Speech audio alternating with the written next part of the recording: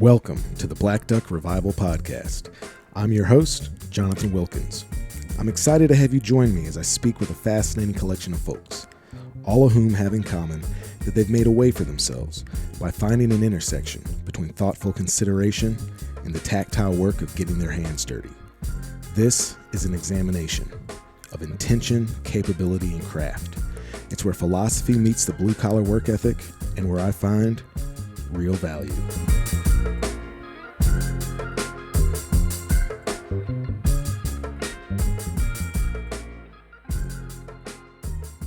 Welcome back to the Black Duck Revival Podcast. Thanks for joining me. This week, my guest is John Stevens of R&T Calls and J. Stevens Calls.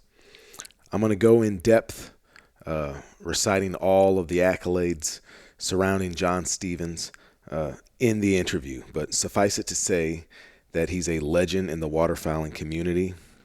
He's one of, if not the most accomplished duck calling champion of the modern era, and I'd argue that he's probably one of the largest and most important proponents of keeping the history, the lineage, and kind of a reverence for the folk art surrounding duck hunting, meaning call creation, decoy carving, etc. It's a privilege to be able to talk to a guy like this, and I kind of had to pinch myself a little bit to think that I've gotten to a point in my life where I have professional overlap with John, and I'm able to call or text him and go on over to the call shop and watch him make a call and then sit down and ask him all the questions I could think of. So I am actually going to drive about an hour and a half back to my house because I forgot stakes for decoys and I'm going to hunt tomorrow. So that must be done. And I will leave you to listen to this interview with John Stevens of R&T Calls. Thanks so much.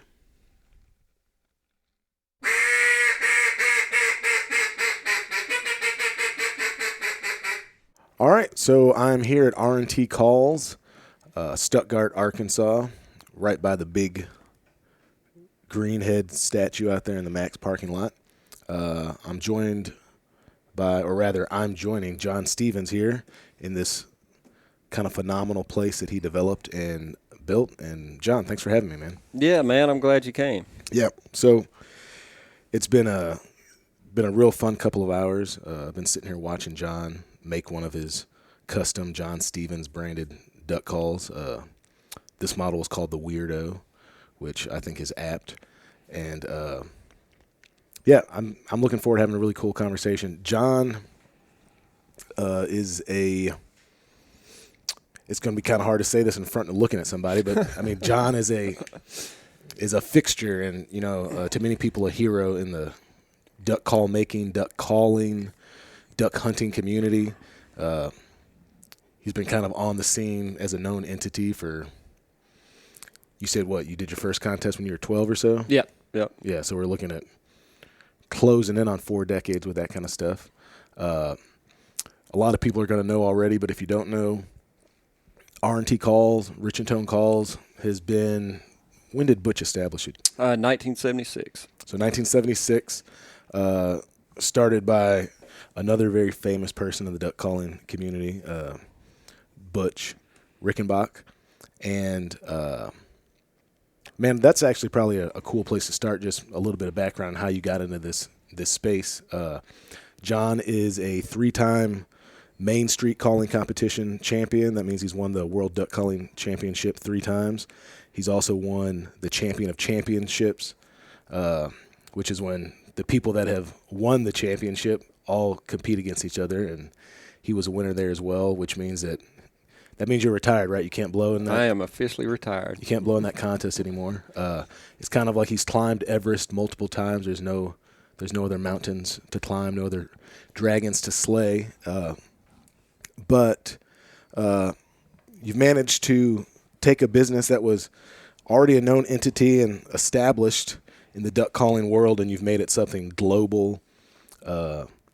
Something I realized I was seeing on Instagram a lot is just when people are posting anything related to duck hunting, you see a lot. You just see hashtag R&T. Mm-hmm. So it's kind of become something that's ubiquitous just with the sport of duck calling, the activity, the art of it all. But, yeah, if you would, man, just tell me. We were talking a little bit about it, but you're from here in Stuttgart. And tell me how you kind of got started in hunting ducks and calling ducks. Well, it's real easy when you're from Stuttgart, Arkansas, because, I mean, that's really all there is to do here. Or that's the, I guess, main pastime for people to do here is duck hunting. Everything's centered around duck hunting, especially during the fall. And I was lucky enough to grow up on a farm, so my dad had land that we could hunt, and I started hunting really early, probably 5 or 6 years old. I'd go with him, and we would make it fun. It wasn't if we got cold, we would leave, and I think that was always one of the keys that kept me wanting to go as a child. I never got miserable as far as the weather, and at a really early age, I was just intrigued with duck calls, and it's been that way, I mean, ever since. Like on the third or fourth hunt, I can just remember, asking my dad for his call, and, I'd blow on it. Of course, I was just blowing air, but I actually got a picture when I was probably, 6 or 7 years old, and I had I think it was an Olt or a Jensen, I can't remember which one, but I blew on it, and it was him and another guy that was in the blind, and a duck came in and they shot it. Now, granted, it was a spoonbill, but and I'm sure it wasn't coming into that call. But I got a picture with it, and, ever since then, it's just been, that's just one thing that's been like a fixture in my life is calls. And from that early age. Real quick, if I can interrupt, how did they react when that bird came in and they killed it? I mean, it was pretty obvious, I'm sure, that it was not me, my calling, but they made me think that, So it made me feel successful anyway, and it made me even want to blow more and more and call more and more, So they were kind of doing that as a encouragement to me to keep me hunting.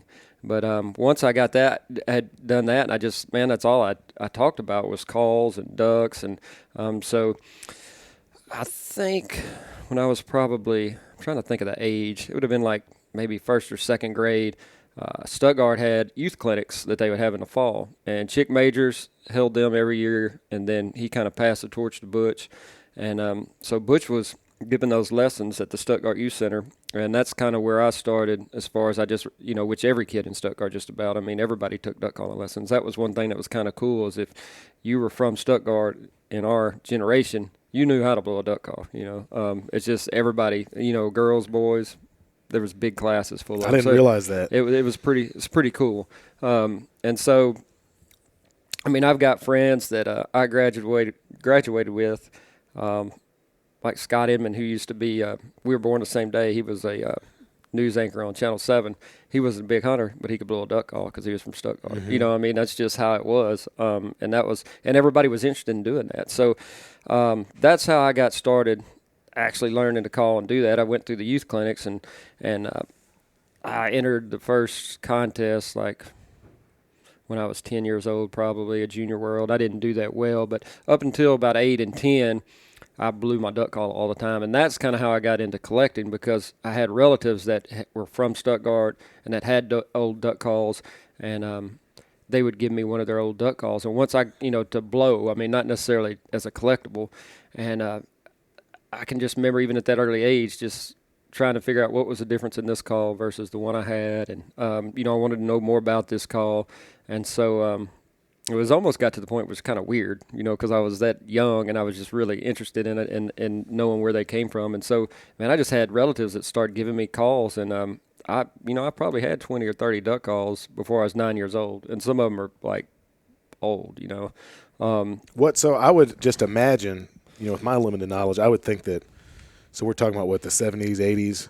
Yes, it would have been the 80s, yeah, 80s, mid-80s. Yeah. So most of the calls they were giving me, were anywhere from the 50s to the 70s, I mean, you talking about like Falks and Olts and No, Jetsons? most of the stuff was made around here, Okay. Like if it was Chick Majors, Hambone from Lone Oak, Cecil Leakers, just stuff like that, I mean, and so that just made me, I guess, have an appreciation for it, but also interested in it, and once I kind of progressed through Butch's clinic, I wanted to start calling in contests. So he would do things like after those three, his clinics, you had 3 divisions: a beginners, a semi-advanced, and advanced. And once you went through all 3 of those, you did one a year.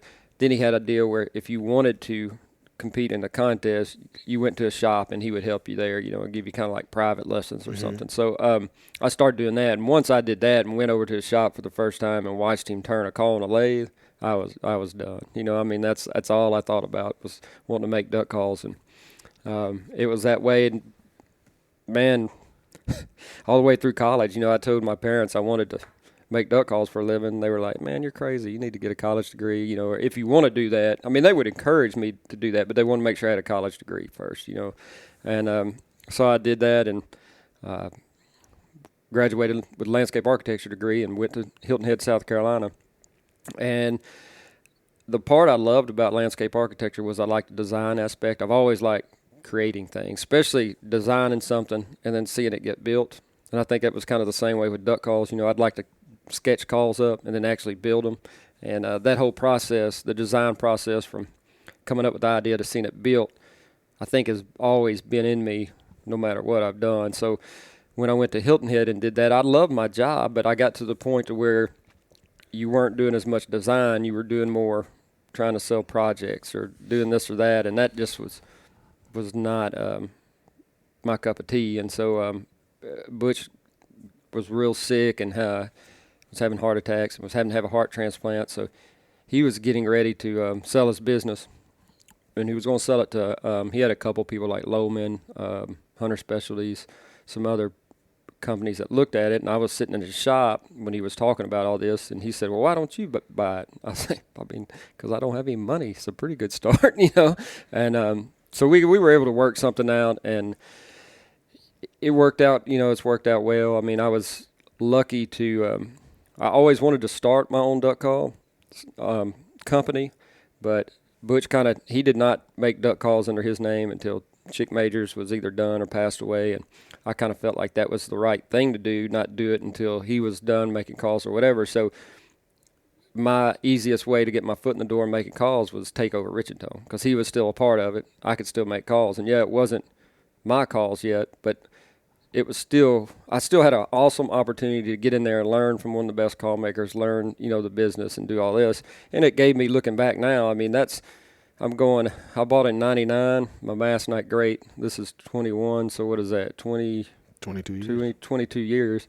So I'm on my third year of making Jay Stevens calls. So it's 19 or 20 years of experience, hands-on experience I got to get before I made these calls. And I made calls growing up, in my garage and that, but not really being able to develop everything from the way I wanted it to look, and the, not the marketing aspect, but just it gave me more time, and I got to have, you learn stuff from experiences, and just like, your culture shapes the way you design or look at things, and that 20 years really helped shape the way I looked at calls and the collecting side too. I mean, I've collected since a kid, but that longer span of learning from older call makers and the influences from other call makers and seeing the kind of stuff that I liked helped me do what I do now. And it was very intimidating at first, because I was taking over at the time one of the most prolific custom call companies, which in that day, custom calls there were some commercial custom call makers. They weren't, when I say commercial, CNC machined at that time. They were just starting to get that way. Our industry was just starting to go towards CNC machines, but there were call makers that made a lot of custom calls and sold like the Max or Bass Pro. And at that time, Richington was one of them, and had won more world championships than any other company. So to be able to take that over was very not just influential but special and a privilege, but it was also intimidating at the same time. I mean, you had to step in there, and I mean, anytime you try to take over a business that has been very successful, or the person that ran it was very well known, I always go back to the comparison that everybody in their town knew of a restaurant or a hamburger joint or something that was awesome, and everybody talked about how great it was, but as soon as it switched ownership, it automatically wasn't the same, whether it was or wasn't. So there was always that aspect too, but we just went into it and had to figure out, how could we make custom calls still custom, but make a living at it. And we, like I said, there was people were starting to use CNC CNC machines, and farming that business out instead of having CNC machines in the actual shop. So we decided to buy our own CNC machine and start doing it ourselves so we could still keep it under one roof. And we've just tried in those 20 years to figure out how to grow the business, but at the same time, keep it somewhat custom with today's technology. And once we kind of gotten that going in the right direction, after I won the Champion of Champions in 2015, Butch had passed away then, and it just seemed like the right time to kind of start making my own calls, because all the things were lining up for me to do that. And at the same time, I mean, it just was, like I said, it was something I've always wanted to do, and that's, some people aren't really aware, I guess, of how my background was, but like telling you, making calls by hand, that's what, I'd go to Butch's shop, I'd turn calls in there. That's the thing that fascinated me the most about calls, from collecting calls to anything. I just liked making stuff by hand. And if you look at Rich and Tone, yes, we don't make those calls by hand, but there's a lot of hands-on, not just with the tuning, but with the design work and some of the things that go in it. So the whole reason why I did this in the first place is because I actually like making the calls. I like turning the calls. I've always been that way. Even when we had old duplicators in the early days of Rich and Tone instead of CNC machines, I like being the actual guy that was turning the calls. So it ended up, I got into it kind of in the reverse situation where I had to get into it in a production situation.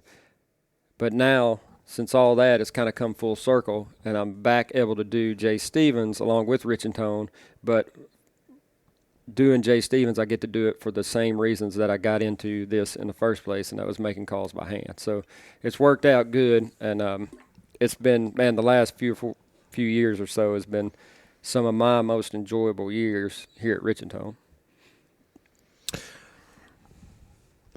Do you have any idea how old Butch was when you first started taking lessons from him? Man, I don't. I mean, I could do the math, but I'm not very good at math. You think it was in his 30s, his 40s? Probably 40s. So, starting from that point, I mean, you really developed like a close personal relationship with him, and maintained that all the way up through his passing. What, that's really kind of a wild thing too, that you really probably learned. I mean, you learned from a generation of folks that doesn't really exist anymore, and you learned in a way that folks don't learn anymore. Like you were asking me about, like, because I'm kind of on this quest to start making some calls myself, and I've been going down these rabbit holes. But the first place I went to was the Google machine, or go to YouTube, and so really just I've only been in a few call shops and watched a few people make calls. I kind of started at the top as far as that's concerned, but like all my kind of preliminary information came in this very non-personal way, and yours was, you were building a relationship and building a skill set at the same time. How did that relationship end up? I mean, did you look at him as like a grandfather kind of figure, or an uncle, or something like that? Or Well, Butch, and he used to go on vacations with us. We went to baseball games when I was first started. And man, like I told him, I mean, the day that he passed away, if it wasn't for him, I probably wouldn't be doing what I'm doing. I mean, I would have always had an interest in duck hunting and duck calls, I feel like. But if it was not for the time that I spent going to his shop or seeing him turn duck calls, where else would I have seen that? I still am a person that believes you do what you do and it's in you somewhere. But he's the one that got it out. He's the one that, because I went over there and spent time watching him turn calls, that got my interest up.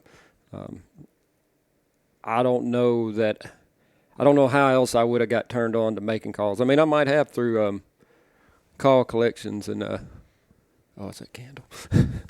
Thought I left my branding iron on over there for a minute. I was like, golly, yeah. I've already burnt this shop down once. We don't need to do it again. But there's a lot of things that he was able to teach, and like I said, you can't replace that. I'm not. I'll be the first person to say it wasn't always perfect after I had bought Rich and Tone, because you got to think you've got a guy that's ran his own business his whole life, and now you've got somebody that he taught that's running the business. Yeah. So that is, but man, you got to think about what he's done for me as far as getting me in here, and I mean what he's done in Stuggart as far as with. Said he's taught those lessons forever. That's another thing that who knows, when I would have got introduced to duck calls if it wasn't for that. So, man, he's done a lot for the duck calling community, and I'm just lucky that I got to spend time in his shop and see the way he made calls, because a lot of people say he was one of the best ever at making them at hand. I don't know that because I didn't see many other ones. He was the best I saw, and like I said, he taught a lot of things. And I think one of the best things too, I mean, you were saying I learned from that generation, but man, one thing as a call maker, and it goes this way at anything in life, if you're open to learning, you can learn something from everybody, I mean, it's crazy. Sure. It's crazy. Like, when Josh and I work on stuff together, I pick up things from him. I hope he picks up things from me besides bad habits. But there's, it's amazing. And I think sometimes we kind of get in a tunnel vision of, we don't want to help other people with calls or, that you're going to, somebody might, it was a, I think I told you this earlier. Back in our day when I was a kid, call makers didn't get along that much. I mean, there were some that got along, but, they all were, I'd stick their chest out, if the other one walked in the room and, I made a better call than he makes a better call, and I think it was competition. But that, to me, that's an older way of thinking, which at that time, that was just the way things were.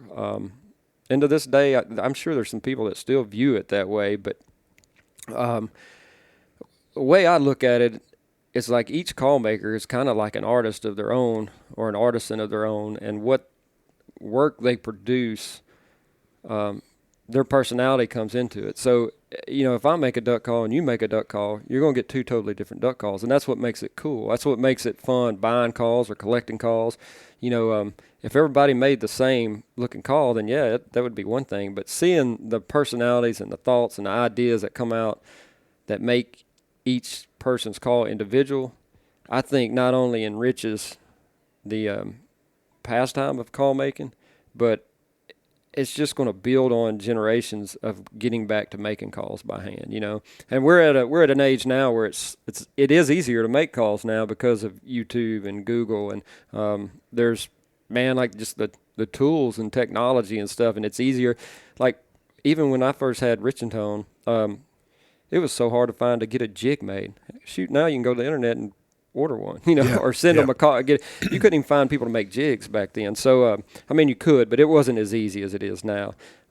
So kind of answering your question in a long way, I think there's a lot of things to be learned from these older call makers, and I'm very, very lucky and fortunate to have learned from Butch, and through the years learned a lot from him, not only as a call maker, but as a caller. He was probably one of the best call instructors I've ever been around. He just had a natural of teaching people how to, operate a call. And I just think we have to take it for what it is and build on it. And now with CNC machines and CNC machines, man, people act like they're evil. It's not an evil thing. It's just the evolution of production. But there is something to making calls by hand. And I think if you look at the two, making a call by hand is somewhat of an art, and I am totally behind pushing that and trying to help people get into the call making business, because it's been a very, very important part of my life, but not just mine, the heritage of call making or decoy making. We're getting to the point now where, man, I talk about my children all the time. They can't even write. Like their handwriting, you're like, what? You can't even read it. So that's like a lost art, man. And I don't want to see call making, because it's been, I mean, I blew in contests for 30, 35 years. There's so many of these things that seem like they're kind of going down, like contests are, like call making or the history. Call making maybe not so much now, but like the history, there's not as a lot of the call makers don't really even know some of the history. I mean, there are some, but I'm just saying there's more. I think there's more we can do to preserve not just the craft, but the heritage and the history. That's important because once it's gone, man, it's gone, So to me, that's one of, and has been one of our big deals or initiatives with not just Jay Stevens Calls or Rich and Tone, but the Flying Duck Tap Room. We're trying to do everything we can do to push that heritage, because I don't know how many more outdoor sports has the folk art heritage that duck hunting has, and to me that's cool, because at one time, man, you had to make your own stuff, and it's just an art form, and it's one of the things that people say is still one of the true first American folk art. It's making decoys, and duck calls. So that's pretty dang cool, and being from the duck capital of the world, it's something I want to see that's known here for a long time, and stays here, because when I grew up, like I said, there was a half dozen to a dozen duck call makers in Stuttgart. So we've kind of started having these little call socials once a month to encourage people to come to Rich and Tone and or come to the tap room, and you can display old calls. If you make calls, you can bring calls to sell or trade, but it's just a gathering to try to help educate people about the history or about call making, and maybe get them interested into not just collecting in the history, but if they want to make calls. I mean, it's what better resource than being up here with a bunch of other people that make calls, and that's has a passion to help people. I think that's very important, and kind of hijacked your question there, but no, I'm into it, man. Once I get to talking about it, it's hard to quit. And a good example about that is, and I told you this earlier, about Cloud Jacobs. He's from Casco, and he started first. I think we had like a callers night where we were helping people who hadn't really called in contest or wanted to learn the duck call. We had one night a week and come up here and we'd help you with your calling. And then we got to these call socials, and Cloud started showing up. And now his dad's collected calls, and Cloud may have collected calls for a while. But I know his dad's been a big duck hunter, and they're being from Stuttgart, they've duck hunted, for a while. But when he first came to the first call social, he was just kind of getting interested into making calls. And that's probably been a couple years ago. It's been a real pleasure and a treat to see his interest get piqued, and then him try to develop a call, and then him kind of honing his skills where he's now has a call that's totally unique, doesn't look like anything else. He's developed his own style, and super cool, man. I've bought one, and I traded one with him, and it's cool to have in the collection. But to me, the biggest satisfaction is, and I don't want to sound like we're taking credit, but what we were doing pulled somebody in.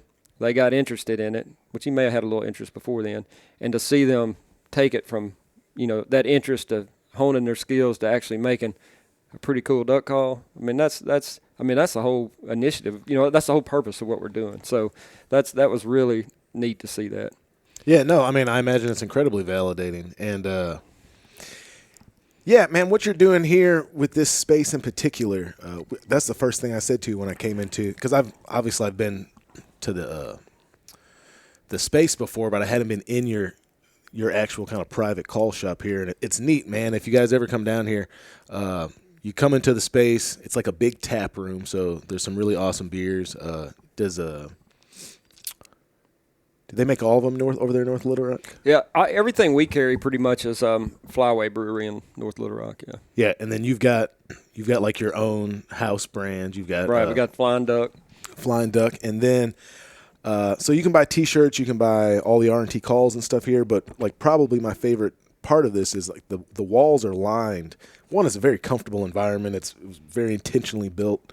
It's that kind of a combination of some like exposed pipes and really warm woods and just really neat looking. But then the walls are lined with these display boxes, just like it would be in a museum.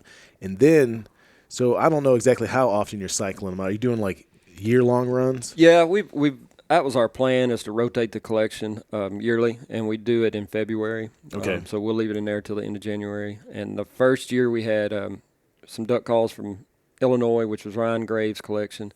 The second year I had some of my calls, and they were just Arkansas calls that were in here. And now we have calls of Tennessee from Mark Worthmass' collection, and he's from Nashville, Tennessee.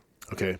And see, this is what's really neat about this is, I mean, you're able to see calls that, one, a lot of them, I've only seen on the internet or in books, and they're going to run a range. So, I mean, I've seen calls in here that I actually have in my collection, that were attainable by me. And then there's stuff that's like mind-blowing. I mean, there's calls or decoys. I mean, they could be worth thousands and thousands and thousands of dollars.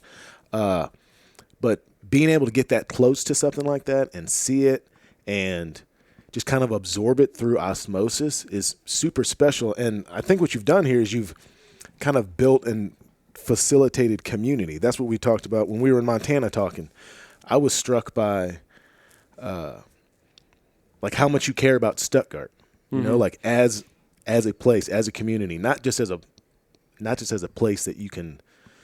I think a lot of people, especially with duck hunting, a lot of folks just take from the Delta. They take from the Grand Prairie, and not in a malicious way, but they come here, they want to kill ducks, they want to hunt geese. They're coming for entertainment in a lot of ways, and then they leave. And they, being in Arkansas, in the Arkansas Delta in the end of November is very different than being here in July. It feels different. It smells different. The landscape looks different. I think a lot of people only see this part of Arkansas when it's kind of cold and dreary and gray, and they don't see it when it's just all these different shades of green from all the agriculture, or there's just, it starts getting dusk and the mosquitoes are running inside the house. But yeah, I'm really taken by it. And I think you've really built something super special here. If we could, let's talk a little bit about, and this is something I'm kind of figuring out that I'm attracted to and I'm keying in on when I go to places and I'm dealing with different makers. But your call shop here for Jay Stevens calls, it's obviously been very intentionally put together. You've got like the walls are covered in old barn wood. The countertops are all they're big boards that have been like I'm assuming pocket screwed together and made. Even down to like the carts and stuff you have in here. There's barnwood elements into it. And then you've got all sorts of cool mounts. You've got cool old kind of vintage vices in here. You've got coon pelts. Just everything was, and something you and Raggio both have going is you got candles going on. So I'm assuming that you've built something to help facilitate, artistic expression and just a space that you're really comfortable being in, you can kind of give your best to. If you would just speak a little bit about that and how you kind of design this place. Well, yeah, first of all, when we designed the shop, we wanted to have where you could do a tour of RNT and see how the calls are being made. And so we've kind of designed that as far as you can walk down the hallways, you can see our calls in there, you can see in the back and our CNC machines. And I also wanted a space where I made my calls that had viewing windows where people could see how they're made by hand, so you kind of have best of both worlds if you're touring. And so that led us to, kind of figure out the looks and the color palette. Like if you look, R&T, we still have a rustic look, but it's kind of more of a cleaner look outside. And we keep that consistent throughout the building with the kind of off-white and the woods. It's kind of a contemporary rustic, look outside. And so then when you look at my shop, it looks like an old shop, and that's the way I wanted it to look with all the wood. And I did use some of my architectural skills to figure out, to draw plans of where I wanted everything, the cabinets, like the workspace. And I had a lot of time, obviously, after our fire, because we lost everything. We had to figure out how to do this space in a small space and usable, but still had kind of a feel of an old artisan's or old craftsman's shop. And at the same time, I did want it to be a space that was, a space that you wanted to be in, that was, comfortable, but also led to those ideas, and it kind of puts you in that time frame or that space of making stuff by hand. When you walk in here, you have that feel, and I think that lends to the whole creative process. And then, of course, I've got a lot of little quirky items in here as well. But that's because that's part of my personality with the older stuff. And I think just having that space, like I said, makes you more productive, more creative, if you're comfortable in here. But the main reason it really is set up the way it is so that you kind of got two different vibes. Like you've got the R&T vibe, and then you got, the handcraft kind of vibe in here. And we kind of got the two melded together at our tap room. And that's another area that where we came to talk about that. We wanted to create an area that people would hang around. And we were trying to think, when we got ready to build this whole shop, we were going to try to build a whole nother floor on top of here, and it was going to be a duck call museum. That was in the original plans. And this would have been 2-story out front, I think a little bit wider, and it had been open all the way, and you'd have been able to walk around the mezzanine. And oh, wow. Yeah, and obviously budget got us on that. We did not, our eyes were bigger than our pocketbook, so we couldn't pull that together. So we still had to come back and figure out how could we still have some type of museum display and educate people, and, kind of make Rich-N-Tone, like I said, like a educational center for calls. And that was our whole motive when we built the shop or rebuilt the shop. And the tap room kind of came about where we were just like, man, what in the world could we add up here that would keep people here and that everybody likes? And we were like, well, everybody likes beer, or somewhat likes beer, Yeah. So then we kind of tied that into the craft part and the crafting of beer and duck calls. And once we met with breweries and got all that lined out, we were really lucky to have a relationship with Flyway. For one, their name and their, all their marketing and everything was, is waterfowl related or bird related. So that was a really good fit. But once we visited all the different breweries and had beer at each one of them, and didn't tell anybody what we were doing. We just kind of traveled around to kind of see what everybody's vibe was. And Flyway was number one on our list. And then when we actually met the guys there, it was just, how when you meet people, it just clicks. We're a lot of the same kind of people. And so we partnered with them and told them our idea about, we wanted a beer, we wanted to have a tap room, wanted to work specifically with one brewery. And so that just all really happened really smoothly at that point. And then we started thinking, how can we incorporate that into, without shoving duck call history down people's throat, how can we kind of, have things in the shop that had to do with that people would learn. So, our pint glasses have different old duck calls on them, a little bit like dates and where the makers were. We've got coasters that have different calls and history on them. Obviously, our old call or vintage call display, you can get a beer, walk around and see calls that are over 100 years old. And I think our display holds 182 duck calls. So that's a lot. That's having a beer with a lot of things that are older than 100 years. It's a pretty neat thing when you can sit and think about where all they've been used. And we've started here in the last couple of years. Our goal is we're starting to get a drake and a hen mounted of every duck in our Flyway. So when you're sitting at the bar, people that are here for the first time can kind of get an education of, we're going to have like a little map, of what's hanging where, numbered, and so they can learn, what duck's what and where it's from. And so we're always trying to think of things that we can add to this to help, like I said, just not only promote the history of calls, but really our sport. Yeah, man. I'll tell you, this is one of the things I thought the first time I came in here, I guess it was probably because I was still building black duck. And I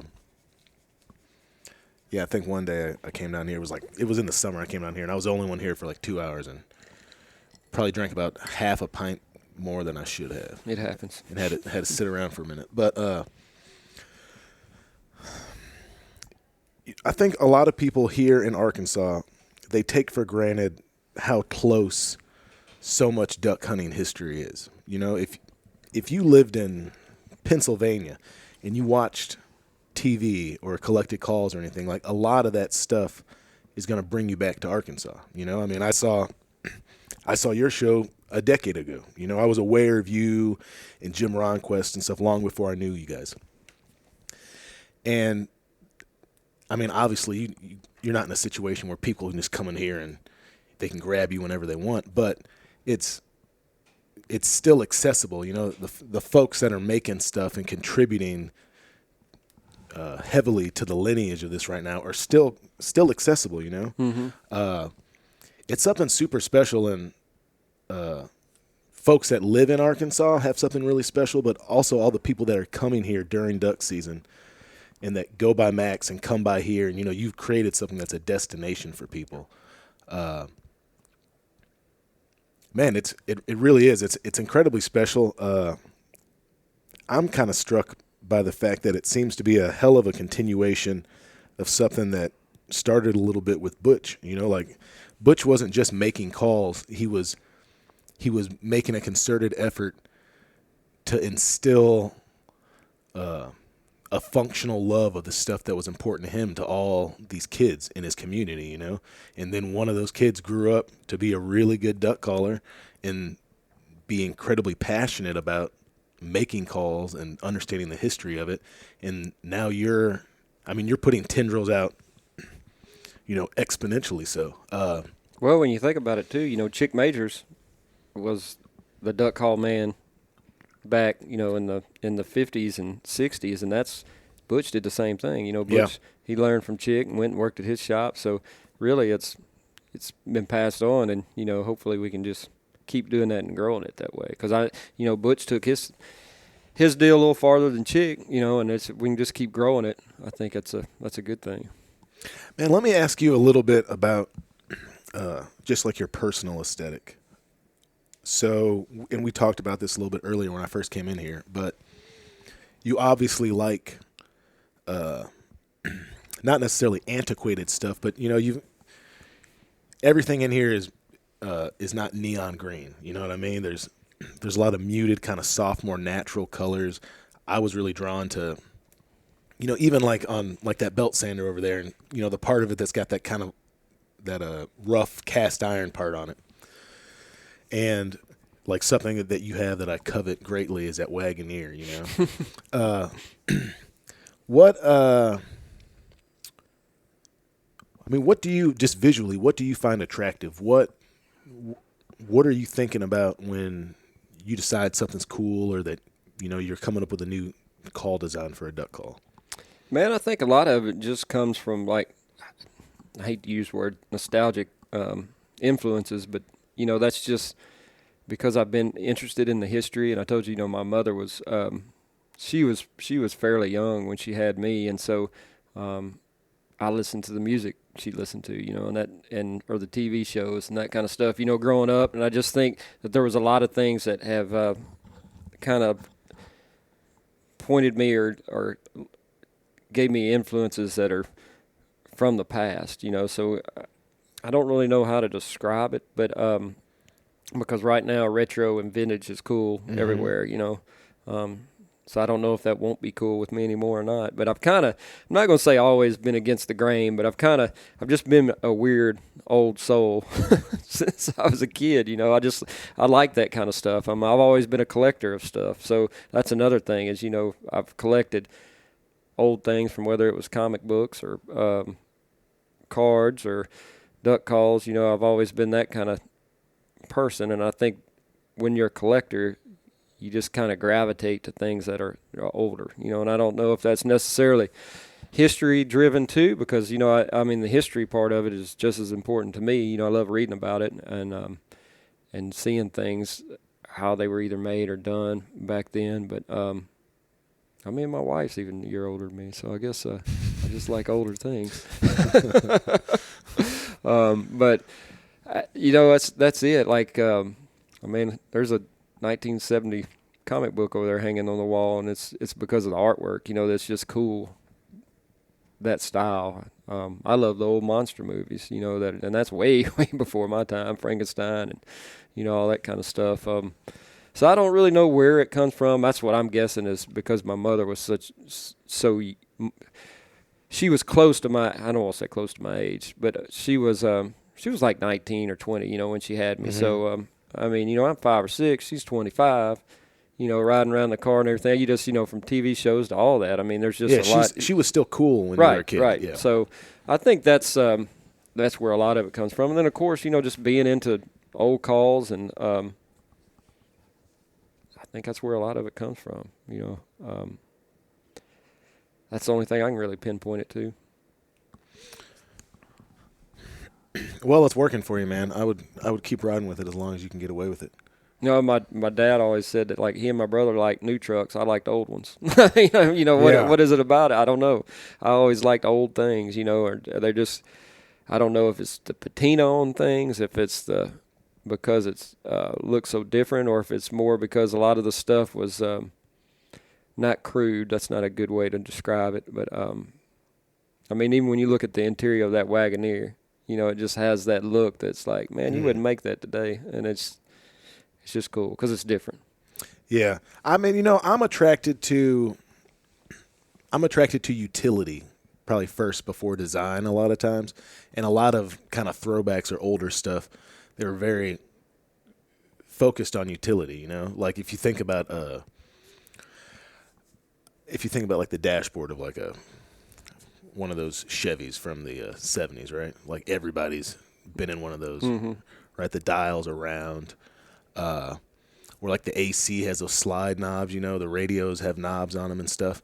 It was incredibly utilitarian. I actually find myself in new vehicles.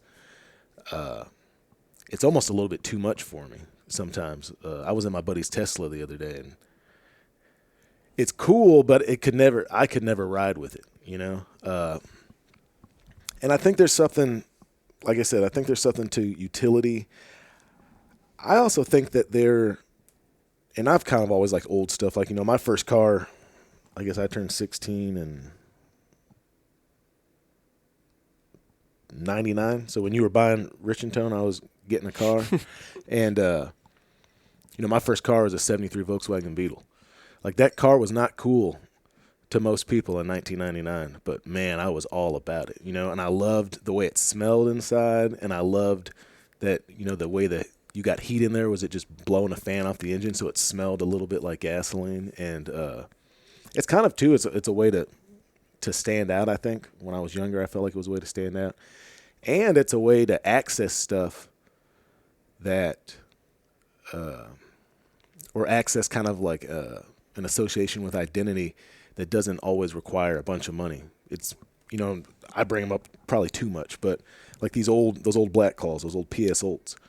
I think what's cool about those is that they weren't expensive to begin with, and they weren't expensive really until very recently, and that just some guy got them out of a hardware store and figured out how to put a bastard file or a piece of sandpaper on it and make it something that worked for them. Mm-hmm. And then, now we're 75 years later and people are paying hundreds of dollars for them because they got cool. But originally what made them cool was that they were almost kind of anti-cool, and someone could make it into something with effort.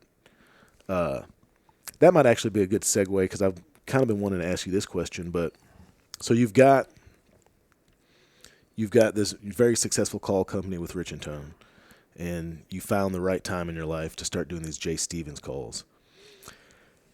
And so you have this pretty stark juxtaposition, right? You've got these CNC calls, you've got a lot of polycarbonate calls and stuff made out of acrylic, and then you have, with the J. Stevens calls, you're making stuff out of wood. There's a lot of natural variants in that stuff, even the wood that's been stabilized. And like we sat here and watched you make one from start to finish, and it was probably approaching 2 hours. And this is someone you've been making calls for all these decades. Like, you're good, you know what you're doing, and it still took you some time. And like when you were making that insert, and I watched you went to kind of dry fit it. It wasn't quite right, and so you didn't just thin out the part that was going to fit inside of the barrel. That led to you having to kind of reshape the rest of the body of that insert to make it all flow together. So that's all a long-winded way of saying, why do you think it's important to make calls this way, to make them by hand, one at a time, out of natural materials, and kind of from the creativity and the hands of one person? Man, I think it's important for a couple reasons. One, because, like I said, it's such an important part of the waterfowl heritage. Of people being able to make them. And making decoys, and it's something that's enjoyable, and being able to take a piece of wood and make a functional call that'll call a duck, it's pretty satisfying. And honestly, that's what folk art is making something by hand that's a functional tool, or a functional piece of art. And I think that carrying on that tradition is important, but it's also an expression, of art to some degree. And that's why I think it's cool to make them by hand and do them that way, because if you have a vision, design, and being able to carry it out by hand, it's a certain skill set in the craft. But when you look at different calls made by different call makers of the past, or different decoys, you're seeing what they saw in their head as far as what their idea for this decoy was. So it's like a capture. It's like capturing a piece of their vision at that time, and you have an artifact that is also a record of that. And there was a lot of different awesome carvers, decoy carvers, and duck call makers that were very creative and made pieces of art. And if they weren't able to express it in that call, it's just, it would be a talent that was lost. And I just think it's cool to see how different people have different ideas or different designs. And that's another thing. Design has always fascinated me, whether it's a new iPad to the packaging that the iPad's put in to an old duck call from back then. I appreciate design for what it is. Now, I may not typically like some of the newer stuff that's designed, but I have always appreciated design. So I think that's one of the things why I think it's pretty cool to see a duck call being made by hand by different people. It's no different than if you were, I use this comparison all the time, if you were a painter or a sculptor. You go to a museum and see these paintings and see what, was a snapshot in their head of what they thought this should look like, this scene or this sculpture. I mean, duck calls are no different. And it's, I don't want to say it's a redneck art form, because it's not that, but it's an art form from our pastime of waterfowling that is a way that, different artists and artisans can express themselves in a sport that we like. And I just think that's, to me, it's just super cool, I love seeing, like I was telling you about Cloud's calls. He's got something that, man, when I look at it, I'd have never in a million years thought to make something that shape. Yeah, neither would I. So it's cool. I mean, I'm overusing the term cool, but bottom line, it's just another way to, express yourself creatively in an art form that has to do with something that we are all passionate about, duck hunting. And I think, if we can continue to build on that, use some things from the past, traditional-wise, but also not be so close-minded to look to new things. And, I make all my stuff out of wood. I'm not saying that's the right way to do it. I do that because I like the vintage calls. I like we said, older things. I like the simpler woods that they use. I have turned some out of, dyed woods and burl woods. It's not my thing for my call style, but then you got somebody like Josh that, that he uses that a lot, and it fits his style and what he does very well. So that's just a whole nother personality and style that's out there. And that's, like I was saying, that's why when people make calls, everybody's going to have different calls, and that's what makes the hobby and the pastime fun, because you get to see what vision they had of that call. But I like the traditional woods. I use cord wrap because, one, I always thought the cord looked cool on old calls. I was like, man, why they got string tied around that? And then I learned, they're doing it because like a metal band to keep the call together, and even if it splits, it still keeps it together, but it'll help reducing it.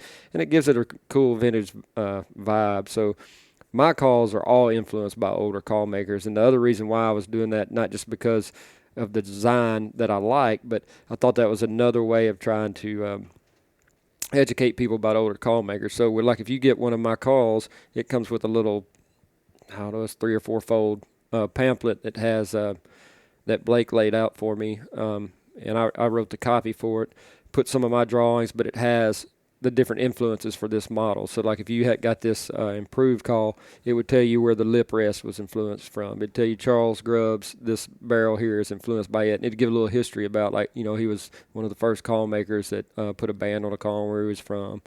So even if you get one of mine, I try to explain where it came and try to introduce new call makers or older call makers to new people, I guess is what I'm saying. So I don't know. I just, like I said, I'm an old soul. I like old calls. I like making duck calls, and being able to see what different people can come up with is just one thing that's satisfying. And maybe that's from my design background and from landscape architecture. I think if you're a designer, you've got it in you somewhere, you know, and you appreciate that kind of stuff. And that's where I am in my life right now. I enjoy. Lucky, man. Like I said, last 3 or 4 years. You moved back to about 2016 when we had our building burned down. That was not a very fun time. I felt like I was about as low as I'd ever been. But since then, man, we got the shop built back. There's not a day goes by that I don't enjoy or love coming to work, and that's worth a lot right there. That's worth a lot. Man, yeah, truer words, man. I did want to touch real quick on that collaboration you have with Josh Raggio. It's called Skinny Hippie, and on a previous podcast we spoke with him about that. But man, what do you like about doing that? Because you and Josh both have very distinct styles, and I would not at first glance think that they would kind of meld the way they do. But you know, you make those couple of calls; they're very fiercely coveted. And, I mean, they're going for good amounts, but I suspect that the payday off of them is not the impetus to do them. Mm-hmm. No, I think what makes it work is that we are different in our design taste. I mean, I always crack on him for wearing skinny jeans, and that's kind of where we came up with the skinny hippie. He said I just had old hippie clothes and long hair, and we definitely got a different style. But I think what makes it work is we both appreciate, like I said earlier, design and creativity. And, you know, those differences just work together. You know, a lot of times opposites, you know, attract or work or whatever they say, yin and yang. And I'm not saying we're that opposite, because we do have things in common. But we both appreciate the handmade calls. We both, you know, have somewhat of a history from, you know, his dad was a contest caller and stuff, so I kind of knew him from that, or knew his dad. I really didn't know Josh that well until after he started making calls. But the times we've been around each other, we just seemed to hit it off and work well together, you know. And when we came in here, that's the other thing that was, I like joking with him about certain things and picking on him, and he'll give it back. But when it comes time to making calls, I think the cool thing is we both learn stuff from each other every time, you know, and that's worth a lot too, because even I mean, I don't feel like I'm old, but I am. If I'm 48, he's probably around 40, and that's when you can both learn something from each other, man. That's what it's all about, you know. Still to this day, learning stuff about making calls.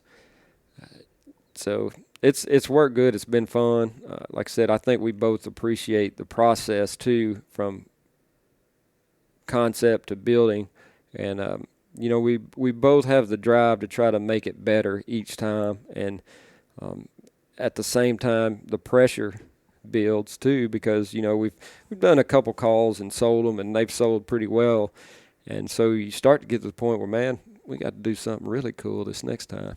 You know. Yeah. But that's what makes it fun. I think that's to get back to it, and I know I'm repeating myself, but the collaborations really are for education, I think. Like for me to collaborate with Josh, or if I made a call with Cloud, or if I made a call with Brad Samples, is what can I get out of it that'll better myself, and what can I help them get better at.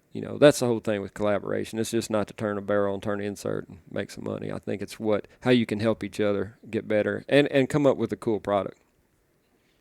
Yeah, no, and I saw that on Instagram a few weeks ago when you had turned to call it and you said that it had been inspired by Cloud's design. That's I would imagine for him that's incredibly validating. It would be for me. All right, man. Well, so we'll get to wrapping this up. I've just been thinking about this last question I wanted to ask you because you have really managed to build something incredibly special here. And like I said before, like I don't know of anybody probably in modern times that maybe has contributed to the fabric and the tapestry of duck hunting, specifically call making and the history of call making and decoys and all that stuff kind of put together in this holistic package. And I so appreciate it because it's a resource for me. But man, what would you say you're most proud of? Man, that's a very broad question. Well, I'm going to tell you, and this doesn't have anything to do with calls, and this is an easy one. Man, my kids, they grew up in Stuggart, Arkansas, and I was always just so worried about them not getting to do what they wanted to do, and I didn't want Reese to grow up that you have to be a duck call maker, you have to compete in contests, you have to like duck hunting. And I think the way that he was brought up and how that's evolved for him, that he was able to, he loves duck hunting, contest calling.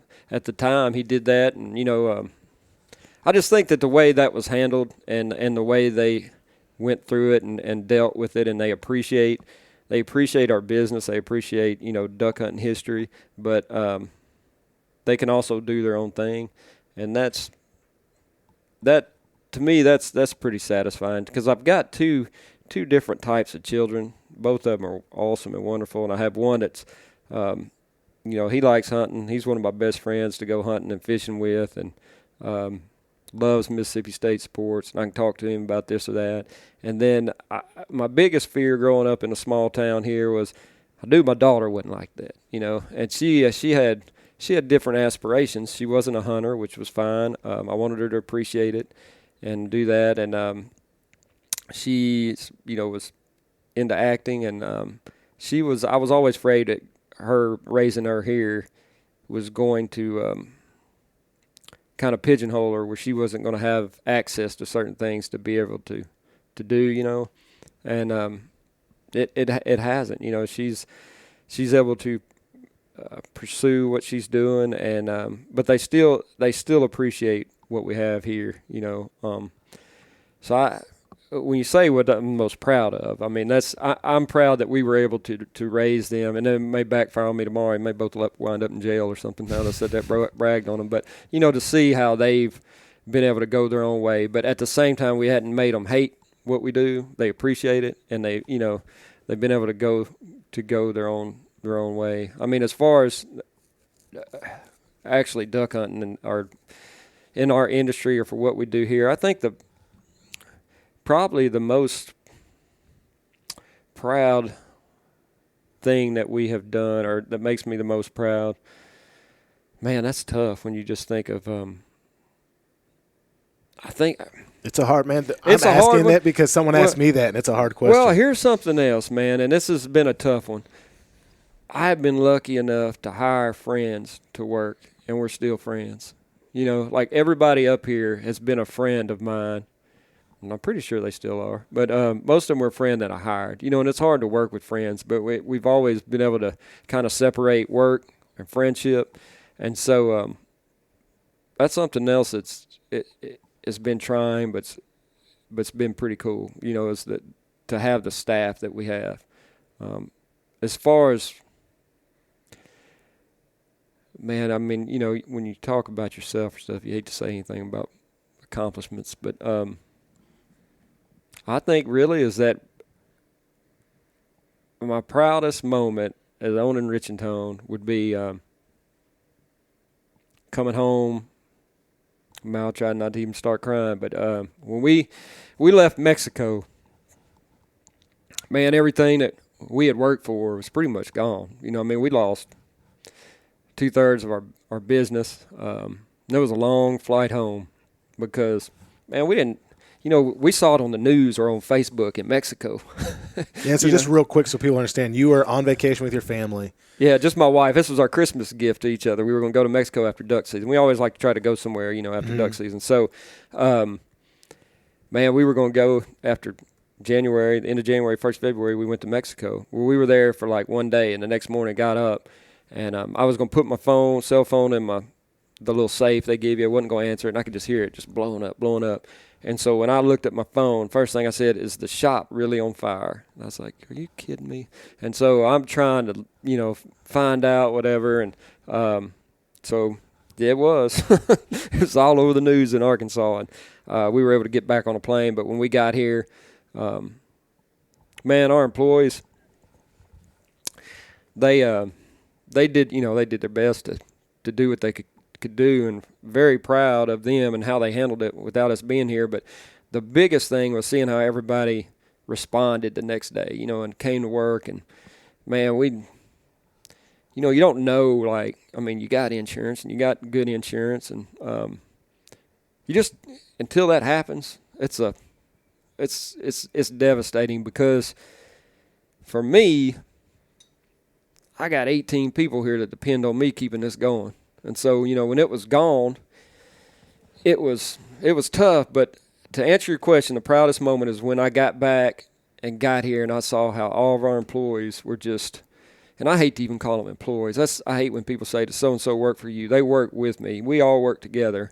And to see how everybody came together, and, man, this place looked like a bomb went off. And nobody moped, nobody pouted. First thing we did is we got here the next day and we started getting heaters because it was cold in here. Some little, whatever you call all those, like gas heaters and stuff, you know. And man, we had the insurance coming and all these adjusters and the people that come through and clean everything up. But we took out a sheet of paper and we said, all right, we got this many days. We lucky that we had ordered a CNC lathe and a new mill. So they were getting delivered. It would have been February, probably sometime in March or April. So even though all of our other equipment was toast, we had two coming. So we knew we could, and the wait on getting a new CNC machine when we ordered the other one was like 3 or 4 months. I mean, so we were able to lay out a plan of how we could take our warehouse, make it a makeshift operation, and make it run. And like I said, nobody sat and felt sorry for themselves. We figured out, all right, we got this little space. How can we cram everything into that space? And so, man, we went and rewired and ran stuff for shipping department. We had Carrie answered the phone in the middle of the warehouse. We had, I mean, those CNC machines, when they came in, we had a place set up for them. But we functioned out of a warehouse. And then we bought portable buildings that were like 10 by 12 buildings. Had them out back, and that was my shop, was a 10 by 12 building. Ran electricity to each one of them. Later in that summer, we bought a little bit bigger portable building, put it out in the parking lot so we'd have a retail space. But to see just how everybody came together, and we made it through that, and now the way our shop is and the way everything is, you know, I mean, to me, that's probably, I mean, that's got to be the proudest moment. I mean, you know, we went from lost everything to we're the best off we've ever been, and everybody's the way they handled it. And you know, it'd been real easy to, like, people quit, go get another job, you know, whatever. Because we went 2 or 3 months where, I mean, we couldn't work. We worked on the building, but we couldn't produce a duck call, you know. So that would probably have to be it. And we went through 3 years before we went. 2016 is when it burned. We didn't have our grand opening until 2019. So for 3 years we worked like that. Like I said, I worked out of a 10 by 12 building.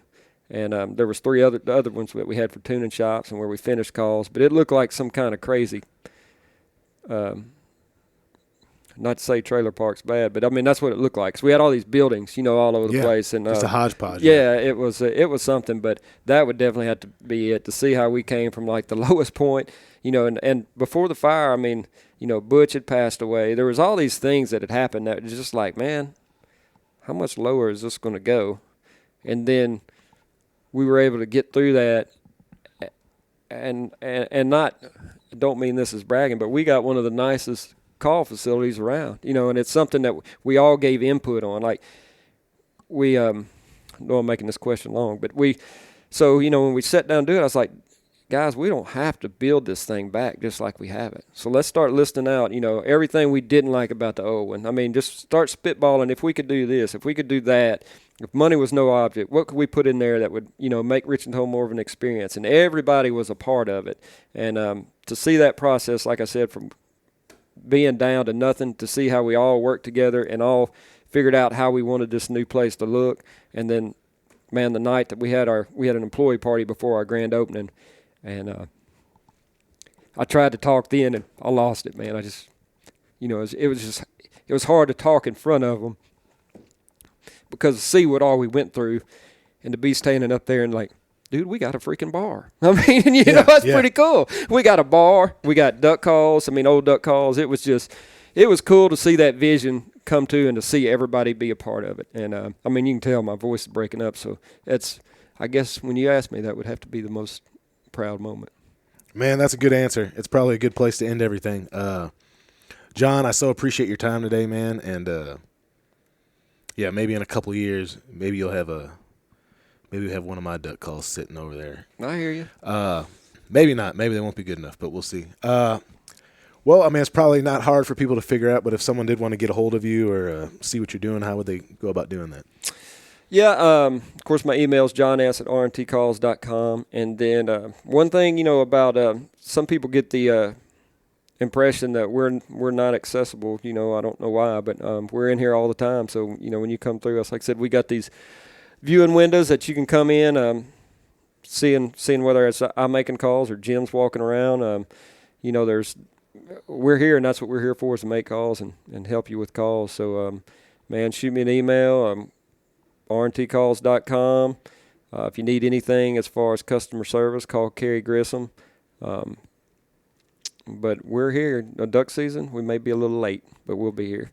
Yeah, and if anybody does come through, comes through Arkansas during duck season, there's probably no better place to come through and have a beer and spend a few dollars, because it really is. It's an incredibly special place that you guys have put together here. And if you're into duck hunting or just folk art or craftsmanship, or you just want to see something really special in a small place in Arkansas, it's all worth coming through here. So again, thank you so much for your time, man, and see you soon. Okay, appreciate it. Thank you. I hope you guys enjoyed that episode of the Black Duck Revival podcast. As always, this podcast is produced by me, Jonathan Wilkins, and Brian Sachs. If you're enjoying what you're listening to, I'd ask that you take a minute and subscribe. Also, a 5-star review, and even more importantly, just taking a minute or two to write a review to go along with that hopefully positive review. It helps tremendously with the algorithm, and it helps get this podcast out to more listeners. Also, as always, the title track music is provided by Dr. Bionic of Cincinnati, Ohio. Please take a minute and look them up. They've got some fantastic music out there. They've also got a pretty cool collection of vinyl available for purchase if you're into such things. If you want to keep up with me, see what I'm doing, maybe even come down here and participate at Black Duck Revival, please go to the website. It's blackduckrevival.com, or I'm most active on social media on Instagram, and that's simply Black Duck Revival. Thanks for listening. We'll see you next time.